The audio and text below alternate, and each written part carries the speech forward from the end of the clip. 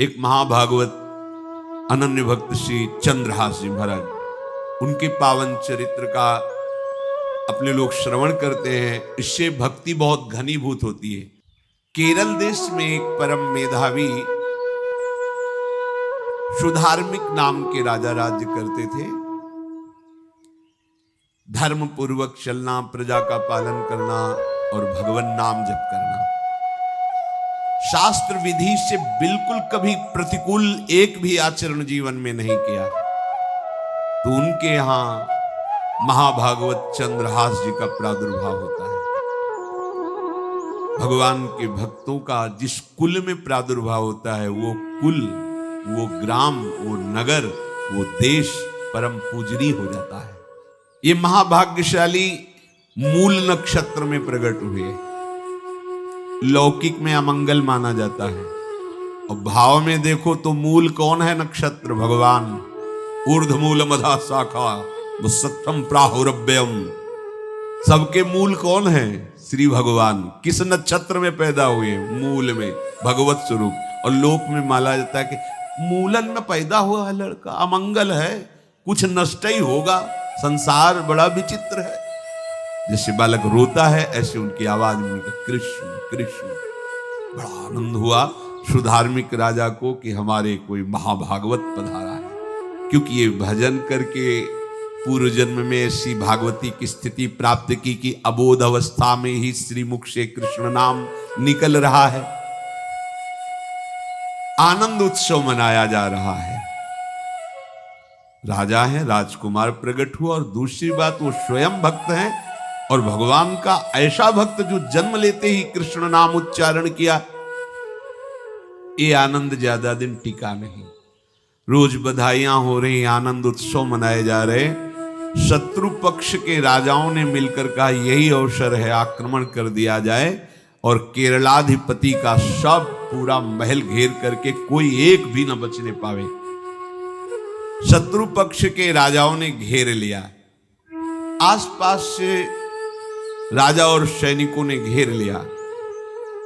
अब वो असावधान थे, आनंद में पुत्र हुआ है, बधाइयां, कोई संभावना ही नहीं थी।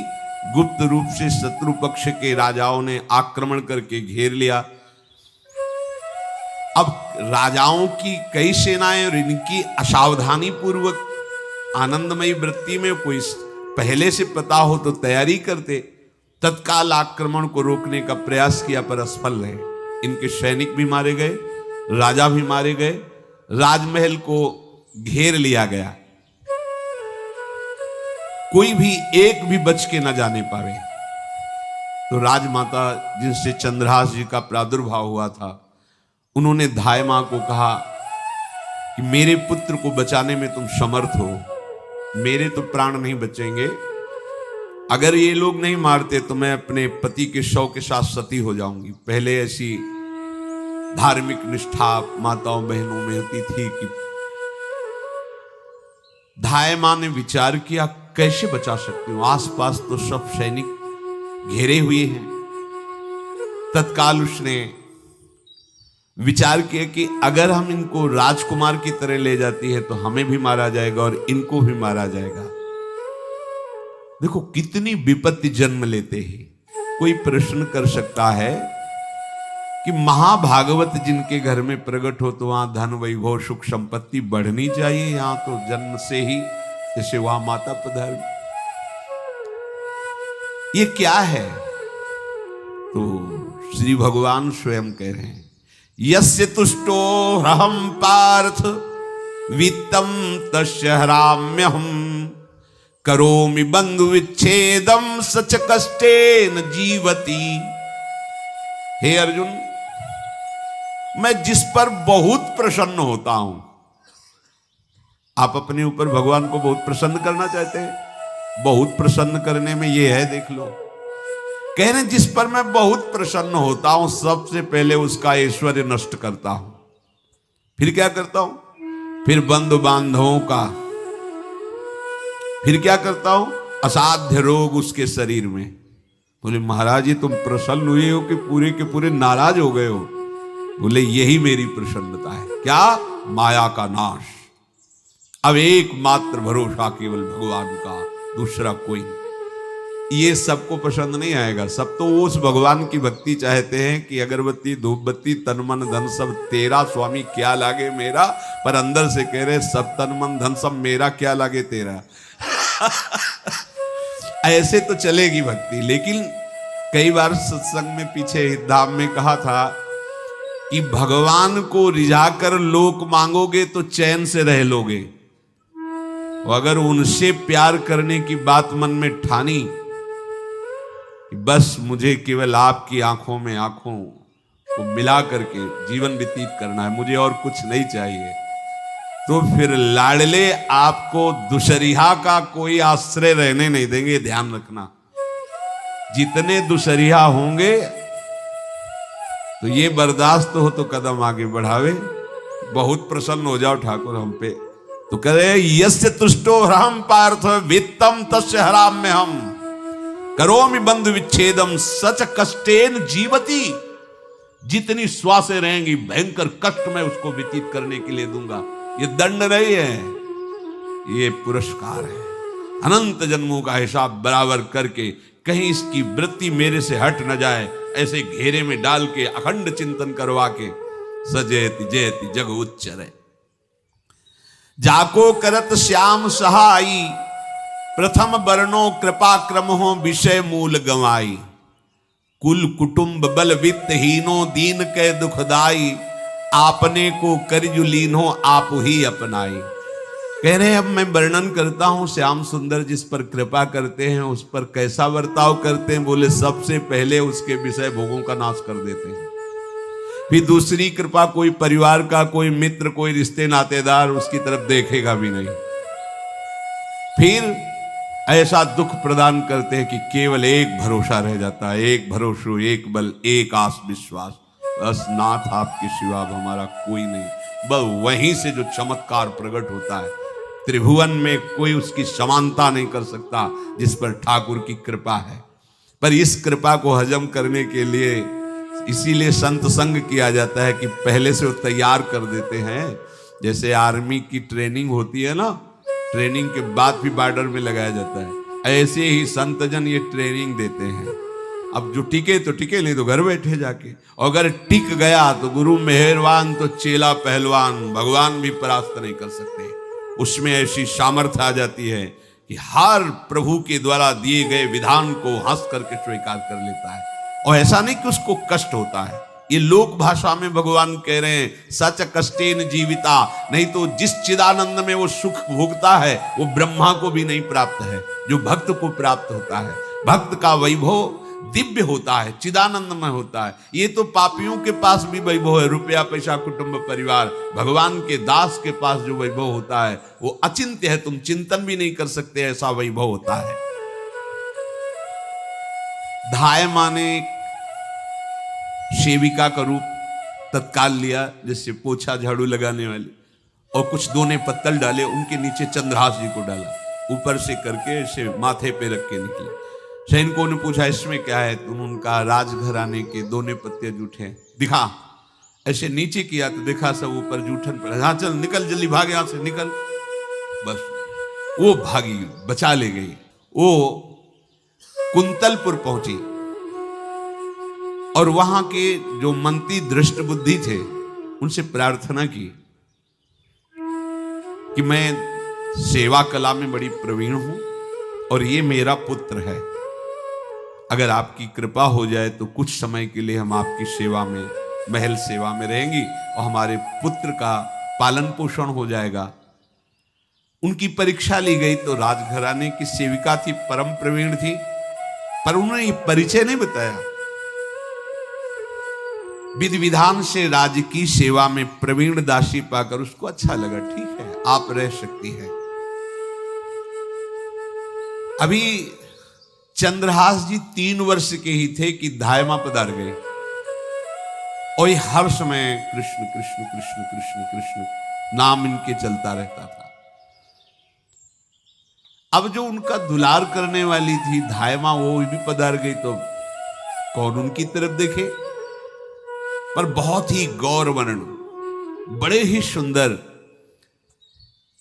अब वो गलियों में भटकने, निकाल दिया महल से जब धाय माँ मर गई, क्योंकि धाय माँ की सेवा कारण उनको रखा गया था। 3 वर्ष के बालक गलियों में, तो कोई भी माँ देखती उनको तो कोई उनको वस्त्र पहना देती, कोई भोजन करा देती।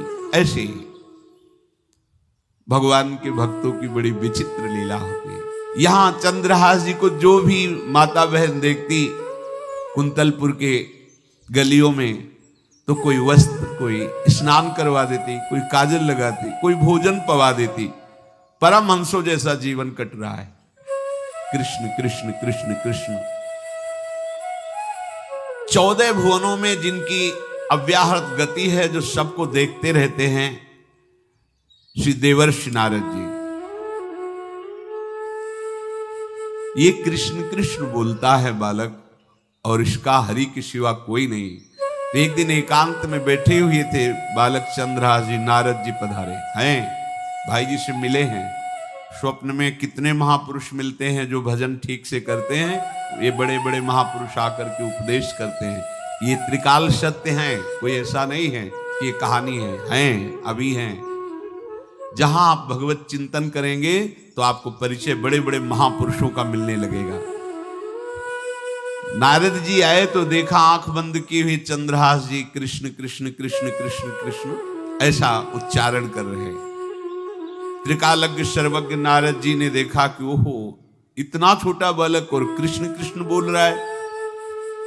नारद जी ने स्पर्श किया दुलार करते हुए, सुनो आंख खोलो। आंख खोल के देखा श्री देवर्षि नारद जी। नारद जी ने कहा, देखो हम तुमको एक अमोघ वस्तु देते हैं, और एक छोटी सी शालिग्राम की, इतनी बड़ी शिव शालिग्राम का जो वो दिया। बोले धो के पी लेना और दिखा के पा लेना, यही तुम्हारी सेवा पद्धति है।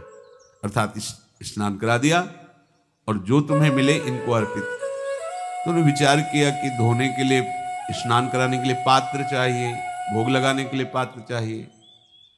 तो जैसे कोई पान की बीड़ी नहीं, तो ऐसे कपोल में शालिग्राम को रखे रहते हैं। कोई पात्र ही नहीं, कोई सिंहासन ही नहीं, यही धुल गए। चरणामृत अंदर जा रहा, जब पाएंगे तो यही पा लेंगे, साइड में ऐसे करके फिर निकाल के धो।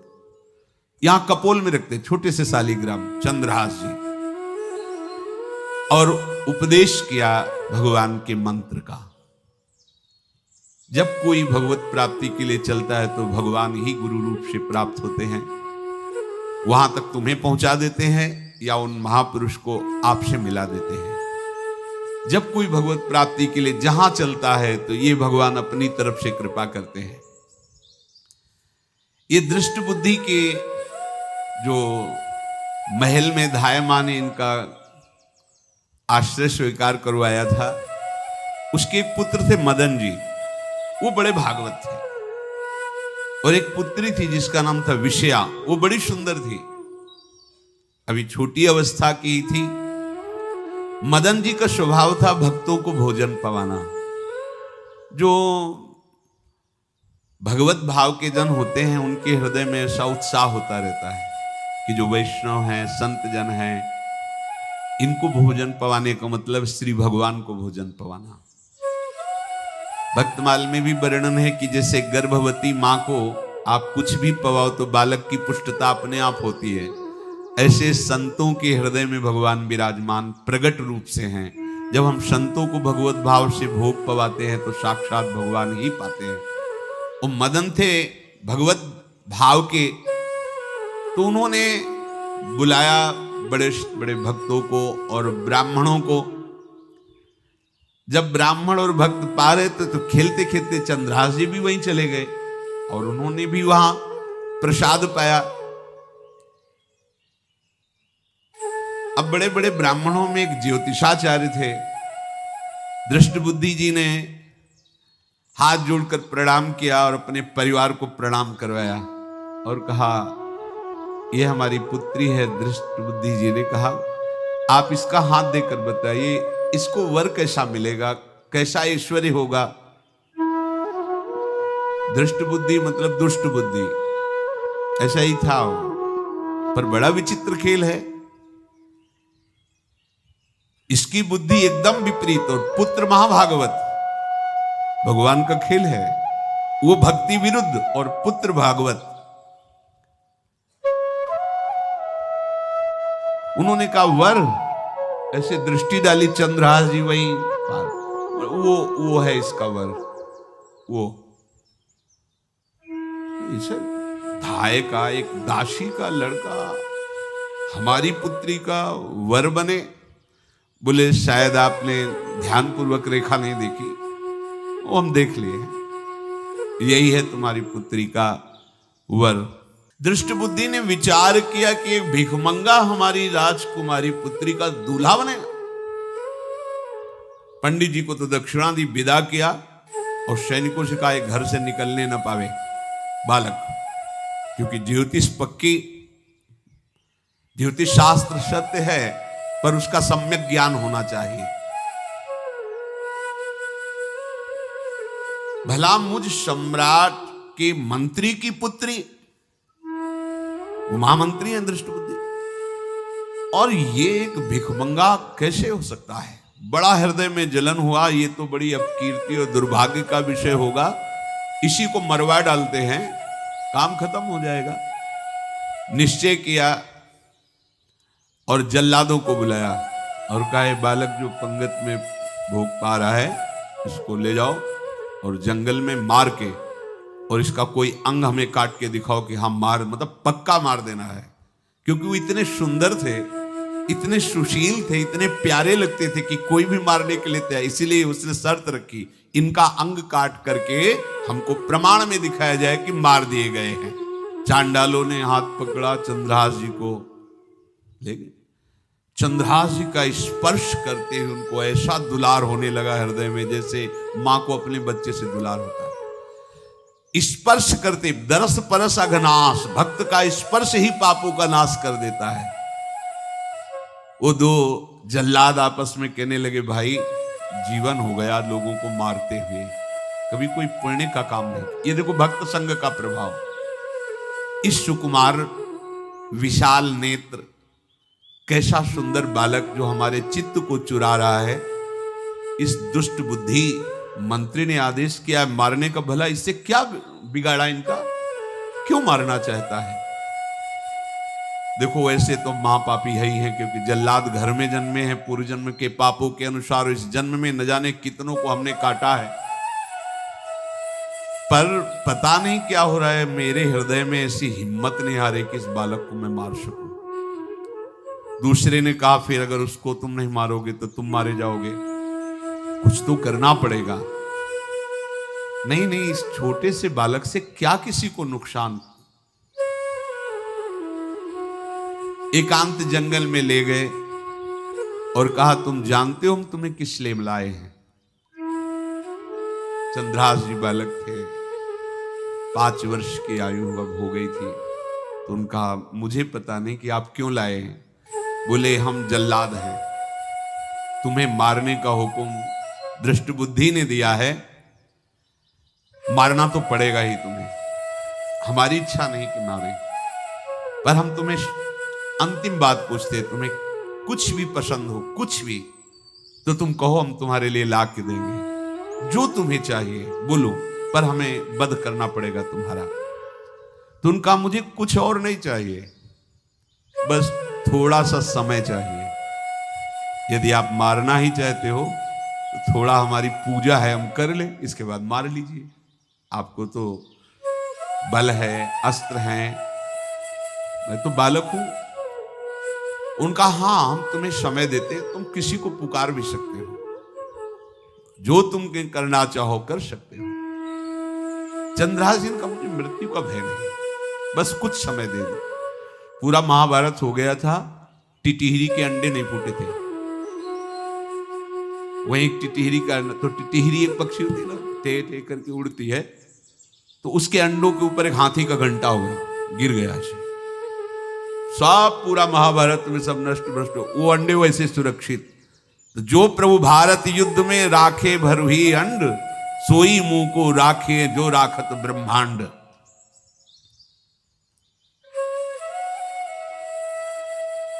मैं तो अनाथ हूं, श्री कृष्ण के सिवा कोई मेरा है नहीं, मैं किसको पुकारूं? मेरा आश्रय तो एकमात्र वही प्रभु हैं।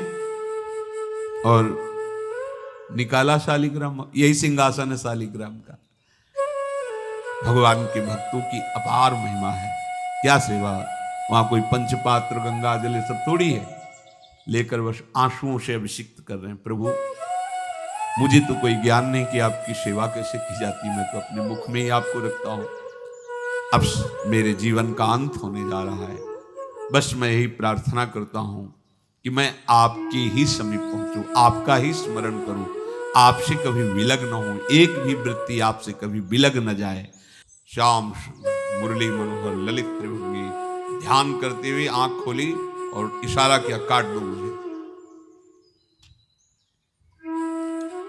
जल्लादों ने जब देखा आंसू चल रहे हैं ऐसा, वो बैठ गए अस्त्र रख के और कहने लगे, भाई तुम मुझे मार दो, भले भले वो दृष्ट बुद्धि मुझे, मैं इस बालक को नहीं मार पाऊंगा, मेरी हिम्मत नहीं। अब कुछ भी हो, मेरा वध हो जाए, पर मैं इस बालक को, गिरे मुरझाई दया आई कछु भाए भरे, धरे प्रभु और मति आनंद शोभिनी है, हुती छठी आंगुरी सो काट लई दूषण हो, भूषण ही भयो जाई कहीं सांच चीनी है। जब नेत्र का इशारा हुआ कि वध कर दो, तो जो बधिक मारने के लिए आए हत्यारे थे वो आनंद से एकदम प्रफुल्लित हुए और कहा, मैं नहीं मार पाऊंगा तुम्हें। तो एक ने कहा, देखो एक उपाय मुझे दिखाई दे रहा है, इस बालक में विशेषता तो है ही, पर इसके पैरों में देखो, बाएं पैर में एक छठी अंगुली भी है, किसी किसी को होती है। गांव में तो कहते छंगू या छंगा, जिसे होता है ना गांव में, और ये छंगा मतलब 6 अंगुली की। बोले इसको अगर काट लेते हैं तो प्रमाण भी सत्य, जिसकी कसम खवाएगा मैं खा लूंगा कि ये चंद्रहास जी की है, और मैं मार दिया। और कौन इस बालक को ढूंढेगा, जंगल में छोड़ देते, अपनी तो सामर्थ्य नहीं। बधिकों ने, जल्लादों ने ऐसा ही किया और जाकर अंगुली दिखा दी, मैं बालक का वध करके आ गया हूं। उनको यह कि लाखों बार इन्होंने वध किया, तो संशय का कोई रिश्तेदार थोड़ी है, वो तो बालक है, उसको मारने में क्या। हाँ ठीक है, मार दिया गया। अब वो जो चले गए तो अंगुली जो कटी थी उससे रक्त प्रवाह हो रहा है। कृष्ण कृष्ण जगन्नाथ वासुदेव जनार्दन, हे कृष्ण हे जगन्नाथ हे वासुदेव हे जनार्दन, ऐसे नाम उच्चारण करते हुए मूर्छित हो रहे हैं चंद्रहास जी। वो छोड़ करके जल्लाद चले गए। चंद्रहास जी भगवान का स्मरण कर रहे हैं, तो जितने जंगल के मृग हैं वो सब मंडलाकार घेर के ऐसे। एक हुमा नाम का पंछी होता है, अगर उसके पंखे की छाया पड़ जाए तो चक्रवर्ती सम्राट का वैभव प्राप्त होता है। और वो भीड़ की भीड़ पक्षी आकर चंद्रहास जी के ऊपर ऐसे घेरे हुए हैं, आसपास मृग मृगी मृग शावक सब घेरे हुए हैं। बीच में चंद्रहास जी कृष्ण गोविंद दामोदर माधव ऐसे उच्चारण कर रहे हैं। जो भगवान के चिंतन में मगन रहना अपना स्वभाव बना लेता है, तो देखो ऐसे हत्यारों के हृदय में भी दया गई, क्योंकि दया समुद्र भगवान का स्मरण जो करते हैं उनमें ऐसी महामहिम दिव्यता आ जाती है। कोई भी कितना भी निर्दयी हो, अंदर से वो भले जल रहा है द्वेष के कारण, पर कहीं ना कहीं ये द्वेष आंतरिक राग का सूचक हो। वो भी भक्त को प्यार करता है, पर भक्ति ना होने के कारण वही उसका राग द्वेष में बदल जाता है। कोई भी हो, अंदर से जब भक्त के प्रति जलन पैदा करता है तो उसमें मूल होता है भक्त की महिमा, भक्त का महत्व, पर उसे ना प्राप्त, जैसे कहते हैं कि वो अंगूर खट्टे हैं और हट नहीं प्राप्त कर पाए तो अंगूर खट्टे हैं, बकाया महत्व सब के अंदर होता है। दुष्ट से भी दुष्ट के अंदर भगवान के भक्तों का महत्व होता है, क्योंकि सबके हृदय में भगवान विराजमान है। अब चंद्रहास जी भगवत स्मरण करते हुए पक्षियों के और मृग आदि के बीच में हैं। उधर भगवान का एक विधान तैयार होता है। वह देश भूमि में रहत लघु भूप और सुख सब एक सुत चाह भारी है। कुंतलपुर के ही अधीन एक चंदनवती नाम की राज्य नगरी थी। वहां के राजा थे, उनके पुत्र नहीं हो रहा था, तो कुंतलपुर सम्राट पद, चंदनवती राज्य राजा, जैसे प्रदेश और दिल्ली में बैठे हुए जो प्रधानमंत्री राष्ट्रपति वो बादशाह, जो दिल्ली का अधिकार वो बादशाह, और ऐसे छोटे छोटे जो राज्य हैं उनको राजा। तो ये चंदनवती के राजा कर दिया करते थे, प्रत्येक राजा को कर देना होता था बादशाह को। इनके पुत्र था नहीं, और कर देने के लिए कुंतलपुर ही जा रहे थे, तो रास्ते में देखा कि बहुत से मृग और पंछी ये घेरे हुए क्या है, तो एक कौतूहल सा कि क्या है बीच में, आसपास मंडलाकार मृग, फिर वो विहंग पक्षी जो भगवान के आश्रित है, भगवान कैसी व्यवस्था करते हैं।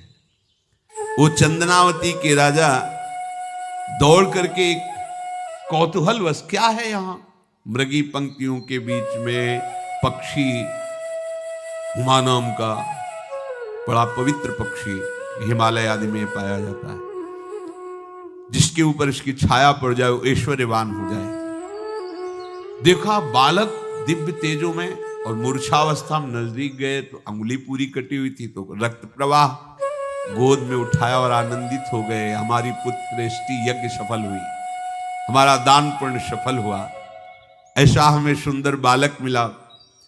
चंद्रहास जी को लेकर के घर आए और हृदय में भगवान का बार बार कृपा प्रसाद मना रहे हैं, मुझे भगवान ने पुत्र दिया। चंद्रहास जी को लेकर आए, आनंद मंगल बधाइयां बजने लगी, बहुत सी संपत्ति न्यौछावर कर दी। 5 वर्ष के चंद्रहास जी हैं। पूछा बेटा तुम्हारे माता पिता कौन है, तो कहा श्री कृष्ण। परिवार में कौन है, श्री कृष्ण। मतलब तुम्हारा कोई नहीं है, नहीं है श्री कृष्ण। समझ गए कि भगवान ही हमें कृपा करके ऐसे महाभागवत पुत्र को दिया। और है कौन, वास्तविक कोई नहीं श्री कृष्ण के सिवा। बड़ा उत्सव मनाया और अपने राज सिंहासन का अग्रिम अधिकारी युवराज पद चंद्रहास जी को। अब तो पूरे राज्य में आनंद की वर्षा हो रही। राजा मन में विचार कर रहे हैं कि ऐसा प्रतापी भक्त हमारे यहां आया है, अब हमको किसी को कर देने की जरूरत नहीं। तो जो हर महीने वर्ष में जो बंधा हुआ कर था उन्होंने नहीं दिया। 1 बार 2 बार 3 बार जब कर नहीं पहुंचा तो सम्राट ने आदेश किया मंत्री को कि चंदनावती से कर आना बंद हो गया है। क्या बात है? यदि वो अहंकार से युक्त हो तो आक्रमण करके नष्ट करो, यदि समस्या है तो उसका सहयोग करो। बादशाह के आदेश से वहां दृष्ट बुद्धि पहुंचे तो युवराज पद पर चंद्रहास जी विराज, जिनको मारने के लिए जल्लादों के हाथ में दे दिया था। पूरे पूर्वासी ऐसा प्रभाव चंद्रहास जी का है कि सब कृष्ण भजन करते हैं, सब आनंद में मगन रहते हैं। चंद्रहास जी थोड़ा सयाने हो गए थे तो पूर्ववासियों को उपदेश देते, एक बार हमारे राज्य में भोजन पाया जाएगा 24 घंटे में, और सबके घरों से आरती की शंखनाद घंटानाद सुनाई देना चाहिए। सबके यहां शाम के रोज नाम कीर्तन और भगवत कथा होनी चाहिए, क्योंकि आयुष्यम चपलम तादृक जल बुद्बुद सन्निभम चिंतयध्वम जनामूढ़ा माधवम वर्षम सुस्थिरम। भाइयों, ये आयु बड़ी चंचल है, कब शरीर छूट जाए पता नहीं, पानी का बुलबुला कब फूट जाए कोई पता नहीं। इसलिए माधव श्री कृष्ण का नाम कीर्तन, उनकी आरती पूजा, उनका ध्यान और एक टाइम भोजन। पूरे नगर में अब सोचो कितना भक्ति का प्रभाव होता है। पूरा नगर में, हर घर में आरती, पूजा, कीर्तन चक्रवर्ती सम्राट के लक्षण स्वाभाविक चंद्रहास जी में प्रकट होते थे। अब दृष्ट बुद्धि जब वहां गया, देखा युवराज पद पर, पहचाना कि वही बालक है, ये तो चंद्रहास है, क्योंकि काफी समय तो महल में ही रहे थे धाई मां के साथ और अच्छे से पहचान थी। अब उन्होंने विचार किया कि ये तो बहुत अनिष्ट हो गया, हमने तो मारना निश्चित किया था और जल्लादों ने इसको छोड़ दिया और अब तो ये राजा का राजकुमार बन गया। तो राजा से कहा कि पहली बात, युवराज पद पर बैठालने के पहले तुम्हें सम्राट को सूचना देनी चाहिए थी। दूसरी बात, अभी तक तुमने कर नहीं दिया। जानते हो कि अगर सम्राट का भाव बदल गया तो एक क्षण में तुम्हारे राज्य को नष्ट कर दिया जाएगा। तो राजा ने हाथ जोड़कर चंद्रावती के राजा ने कहा, महाराज आप ही अब हमारी रक्षा कर सकते हो। तो उसकी दृष्टि चंद्रहास पर थी, इसको मरवाना है, क्योंकि पंडित ने बताया था यही पति बनेगा। अरे तो अब तो आनंदित होना चाहिए कि अब तो राजा बनेगा, अब तो बढ़िया है। लेकिन चंद्रहास जी को यदि आप सम्राट के पास भेज देते हैं और सम्राट निश्चित प्रसन्न हो जाएंगे चंद्रहास को देख के, तो वो तुम्हारे इस अपराध को क्षमा कर देंगे। युवराज पद दे दिया और भेंट नहीं दी, कर नहीं दिया महीनों से, तो ऐसा करो चंद्रहास जी को भेज दो। राजा ने स्वीकार कर लिया। और पहले लोग बिल्कुल धर्म से चलते थे, कहीं भी अधर्म का लेश नहीं। एक चिट्ठी लिखी दृष्ट बुद्धि ने और चंद्रहास जी से कहा खोल के पढ़ना नहीं, मेरे पुत्र मदन को देना जाके, और मदन तुम्हें फिर आगे का कार्य सम्राट से मिलाना, माफी करवा देना, ये सब करवा देगा, पर ये चिट्ठी तुम रास्ते में खोल के नहीं देखना। वो वैसे भी किसी का पत्र खोल के देखने का धर्म नहीं कहता। अगर कोई पत्र दे तो ये नहीं कि इसमें क्या लिखा है, नहीं, या तो हिम्मत नहीं है, इतनी धैर्य नहीं है तो मत लो। अगर धैर्य है तो हाथ में लेकर जहां तक पहुंचाना वहां तक पहुंचा दो, नहीं तो वो कार्य ही मत लो। ये अधर्म है कि आप बीच में उसको खोलकर पढ़े। पहले लोग बहुत धर्मात्मा होते थे, एक एक बात धर्मयुक्त होती थी। चंद्रहास जी को चिट्ठी दी, चंद्रहास जी ने पत्र को अपनी पाग में खोस लिया और कुंतलपुर के लिए चले। अब इनका किशोर अवस्था में प्रवेश हो चुका था। एक सुंदर कुंतलपुर के बाहरी रमणीय बगीचा था, वृक्ष बहुत सुंदर सुंदर, पुष्प वाटिका भी, बड़ा मनोरम लगा। घोड़ा बांध दिया वृक्ष में और पहले सरोवर का बड़ा निर्मल जल होता, जल पिया, हाथ मुंह धोया, थोड़ी देर भगवान का ध्यान करते रहे वृक्ष के नीचे और फिर लेट गए तो नींद आ गई। भगवान बड़े कृपालु हैं। जो भगवद आश्रित होता है त्रिभुवन में कोई उसका अमंगल नहीं कर सकता। अपनी सहेलियों के साथ दृष्ट बुद्धि की वही राजकुमारी जिसके साथ इनका ज्योतिषाचार्य ने कहा था यही पति होगा, वो अपनी बहुत सी समान वयस्क अवस्था की जो किशोरियां थी उनके साथ वो, और ये राजवाटिका थी, इसमें घूमने के लिए आई। तो घोड़ा देखा तो उसने कहा यहां किसी का घोड़ा कैसे आ सकता है, हमें लगता है कोई यात्री इसमें प्रवेश कर गया, उसको पता नहीं होगा कि राजवाटिका है। वो अपने सहेलियों के साथ घूमते हुए उसी वृक्ष के नीचे पहुंची। जा चंद्रहास नौ किशोर अवस्था, और जो भगवान का भजन करते हैं उनमें एक विशेष आकर्षण होता है जो साधारण आदमियों में नहीं होता। वो कैसा भी रूप हो उससे मतलब आकर्षण होता है, ऐसा लगता है इनके समीप बैठे रहे, इनको देखते रहे, इनकी बातें सुनते रहे, उनमें भगवत आकर्षण होता है। आंख मुंदी हुई शोर है, देखते ही पूर्व विधान के अनुसार उसका चित्त लुट गया। इतना सुंदर नौ किशोर अवस्था। आसपास देखा तो सखियां खेलने में लगी थी। पाग में एक चिट्ठी सी दिखाई दी तो झुक करके चुपचाप ऐसे नौ किशोर अवस्था में चंचलता भी होती है, चिट्ठी खोल करके देखा तो वैसे ही रूप माधुरी में आसक्त हो गई थी। पूर्व संस्कार से आकर्षण भी हुआ। इसने संस्कृत में लिखा था विस्मस्मयी प्रदातव्यम त्वया मदन शत्रुवे, कार्या कार्यम न दृष्टव्यम कर्तव्यम खलु में प्रियम। मदन पुत्र, उनके नाम था मदन। ऐ मदन, बिना कुछ विचार किए इसको विष दे देना जाते ही। क्या उचित है क्या अनुचित ये तुम्हें नहीं सोचना, मेरा प्रिय करना, मेरे आदेश का पालन, जाते ही से विष दे देना।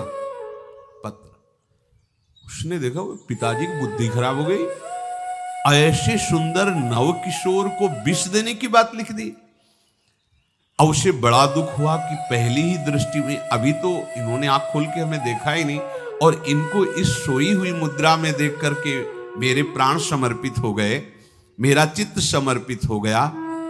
चलो, जब मेरी सखियों के नाम पुकारे जाते, हेमलता शशिकला आदि, तो मुझे चुभता था कि मेरा नाम पिताजी ने विषया क्यों रखा है। आज सार्थक हो गया, मेरा नाम सार्थक हो गया। काजल लगाई हुई थी, एक सीख से ऐसे काजल लिया, और एक संस्कृत में आ बनता है ऐसा, ऐसे, बस ऐसे कर दो तो विषया हो गया। अब उसका अर्थ बदल गया। हे मदन, उचित अनुचित का विचार छोड़कर जाते ही इसे विषया प्रदान कर दो, ये मेरा प्रिय कार्य होगा। विषय पुत्री भगवान है, जैसी हो बहुतव्यता तैसी बने सहाय, आप ना आवे आप परताई तहां ले जाए। तो ओ पत्र वही खोश दिया, और ये सुख हुआ कि तो जाएंगे भाई के पास ही ना, तो घर में ही तो जाएंगे, वहां इनकी इस प्रसन्न मुद्रा में बातचीत करते हुए मैं इनको देखूंगी। ये भगवान का विधान होता है। चंद्रहास जी उठे और पूछते हुए मंत्री के घर पहुंचे, और मदन ने जो ही कि चंदनावती से पिताजी ने इनको भेजा है, ये वहां के राजकुमार हैं, हृदय से लगाया। चंद्रहास जी ने कहा आपके पिता ने पत्र दिया है। उन्होंने पत्र पढ़ा, विषमस्मयी विषयास्मयी, विषय तुरंत बिना विचार किए ब्याह कर दो, दे दो, क्योंकि लिखा है प्रदातव्यम त्वया मदन, अभी इसी क्षण जहां ये पत्र मिले, कहा जो आ गया, सुबह शीघ्र शुभम शीघ्र, बुलाओ पंडित को। पंडित ने कहा भगवान की कृपा से अगला मुहूर्त है, बिल्कुल ये ब्याह का पक्का मुहूर्त है। अब तो राजघराने तत्काल व्यवस्था हुई, और वो तो पहले ही मोहित हो चुकी थी देख के विषया जी। तत्काल दुल्हन रूप उनको सजाया गया, इनको दूल्हा रूप सजाया गया, पंडित शुरू कर दिए, गणानंद तो गणपति को ब्याह हो गया। अब जब ब्याह यहां खूब धूमधाम से हो गया, तो दृष्ट बुद्धि ने सोचा कि काम हो गया होगा, विष दे दिया हो गया, मर अब हम जाके संभाल लेंगे, क्योंकि राजकुमार है, कैसे विष दिया कौन दिया, तो इस बात को हम संभाल लेंगे। जब वहां घर है तो पूरे नगर में सजावट हुई थी। बोले भैया सजावट का है कि? बोले महाराज आपके ही आदेश से तो है, आपने दूल्हा भेजा था। और ब्याह किसने कब कहा ऐसा? बोले तो मदन के पास चिट्ठी रखी है। अब वो घर गए, मदन को बोला, बोले तुम्हारी बुद्धि मारी गई क्या? हमने पत्र में लिखा था। दिखा दिया, लिखा था हमने, विष इसमें विषया कैसे लिख गया? काजल से ऐसे, और पहले स्याही काजल की ही होती थी, तो ऐसे भगवान सब कुछ बना देते हैं। उनका पिताश्री एक भी अक्षर आपकी आज्ञा का उल्लंघन, आपने लिखा था बिना विचार किए उचित अनुचित का हमारी आज्ञा का पालन किया जाए। विषया प्रदातव्यम मदन, मेरा नाम लेके आपने संबोधन करके ये देखो ये लिखा हुआ है, इसमें हमारी त्रुटि क्या है? देखा तो चंद्रहास जी दूल्हा और सुंदर, अब उसका हृदय आग ले। अब तो मान जाना चाहिए, बिटिया का वर्ण हो गया भाई, ब्याह हो गया, अब तो गुस्सा छोड़ देनी चाहिए। पर दुष्ट बुद्धि, नाम ही रखा था दृष्ट बुद्धि, उसने कहा चाहे बिटिया विधवा रहे पर तुम्हें जिंदा ले लेंगे। ये दुष्ट बुद्धि होती है। देखो कैसे कैसे ऐसे ही होते हैं, कुछ लोग ऐसे ही होते हैं, हमारी इज्जत, फिर जेल काटता है पूरा परिवार, मार डालेंगे तुम्हें जिंदा नहीं रखे, ऐसे दुष्ट बुद्धि का स्वभाव होता है। अब भाव जब बिगड़ जाता है तो फिर पकड़ में नहीं आती बात, यही समझ जाना चाहिए था। चरणों में प्रणाम करके कि अब तो तुम हमारे बेटे के समान हो, ये भी राज्य तुम्हारा, वो भी आनंद लो। अब बड़ा सुख का कार्य। लेकिन जब नकारात्मक सोच आ जाती है तो बुद्धि कंट्रोल में नहीं रहती, वो फिर उद्दंडता करने, उसका निश्चय गलत होता है। नजदीक गया और कहा कि बहुत कृपा हुई, आप हमारे दामाद बने। हमारे यहाँ की एक रीति है, हमारे नगर के बाहर जो देवी है उसमें लड़की का वर अकेले पूजा करने जाता है। आपको हमारी कुल की रीति का निर्वाह करना होगा, आपको जाना ही होगा। कोई समस्या नहीं, हमारे लिए तो हर देवी देवता भगवत स्वरूप है, आपके लिए हम पूजने चले जाएंगे। पूजन की थाल तैयार करो। और उधर कई बलवान सैनिकों को भेजा, देवी पूजने जो आ रहा है तत्काल उसे काट देना, किसी भी तरह बचना नहीं चाहिए, नहीं तुम सब मारे जाओगे।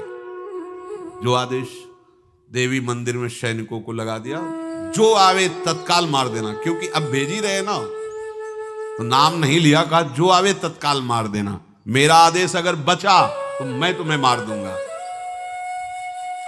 उन राज सैनिकों ने जो बधिक स्वभाव के थे पहले से वहां लग गए। बड़ा विचित्र भगवान का खेल। वहां के चक्रवर्ती सम्राट जो थे बड़े बड़े विद्वान और ऋषियों से बातचीत कर रहे थे। उनका महाराज अब आपका राज सिंहासन पर बैठना राज्य के लिए अमंगल होगा, ऐसा समय आ रहा है। इस समय यदि चंद्रहास जी को सम्राट पद पर बैठा दिया जाएगा तो आगे अकाल नहीं पड़ेगा और बड़ा मंगल होता चला जाएगा। ये मुहूर्त आपका राज सिंहासन पर से हटने का है, तो उनका प्रजा का मंगल हो और देश का मंगल हो, इसलिए हम बिल्कुल। मदन वहीं बैठे हुए थे। सचिव ने कहा तुरंत जाओ और जो तुम्हारे बहनोई बने हुए हैं चंद्रहास जी को लाओ। तो भागे। तो जो और सैनिक राज सैनिक थे पूछा किधर जा रहे हो? बोले वो अपने बहनोई चंद्रहास जी। बोले वो तो देवी पूजा के लिए गए। तो घर न जाके वो सीधे आगे बढ़े, तो जा ही रहे थे थाल सजा कर देवी।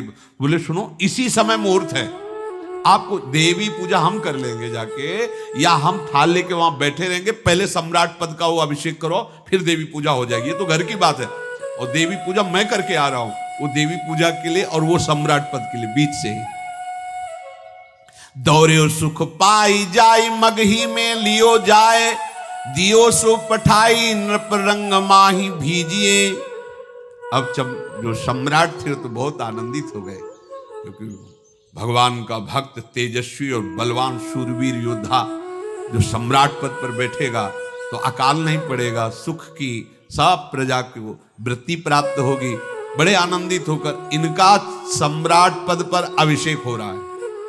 और दृष्ट बुद्धि के पुत्र जो मदन संतों और भक्तों का आदर करते थे, वो देवी पूजा, और वहां पहले उसने बोल रखा था जो आवे तो देवी अपमान ते न डरो सम्मान करो, जात मारी डार्यो या सो भाष्यो भूप लीजिए। चंद्रहास जी का सम्राट पद पर अभिषेक और मदन जी का देवी मंदिर में प्रवेश, और सैनिकों ने काट के फेंक दिया मदन। ये जो पे कृपा रघुपति कृपाल की, बैर और की कहा सरे होई न बाको। बार भगत को जो कोई कोटि उपाय करे, गोस्वामी तुलसीदास जी लिख रहे। भगवान का कृपा पात्र जो भक्त है, किसकी ताकत है कि उससे बैर कर सके? चाहे कोई त्रिभुवन में हो, भक्त का बाल बांका नहीं कर सकता, चाहे करोड़ों करोड़ों उपाय कर ले। और तके नीच जो मीच साधु की, सो पामर ते मीच मरे। वेद विदित प्रहलाद कथा सुनि, को न भगति पथ पाम धरे। अगर तुम जिस भाव से साधु को नीचा दिखाना चाहोगे वही भाव तुम्हारा सर्वनाश कर देगा। वैसे ही देखो सर्वनाश हुआ। एक ही पुत्र और इसके आदेश से वह उल्टा खेल हो गया, पुत्र की ही हत्या हो गई और चंद्रहास जी को सम्राट पद पर अभिषेक किया जा रहा है। अब दृष्ट बुद्धि ने बड़ी प्रसन्नता अंदर है कि वो तो मार दिया गया होगा।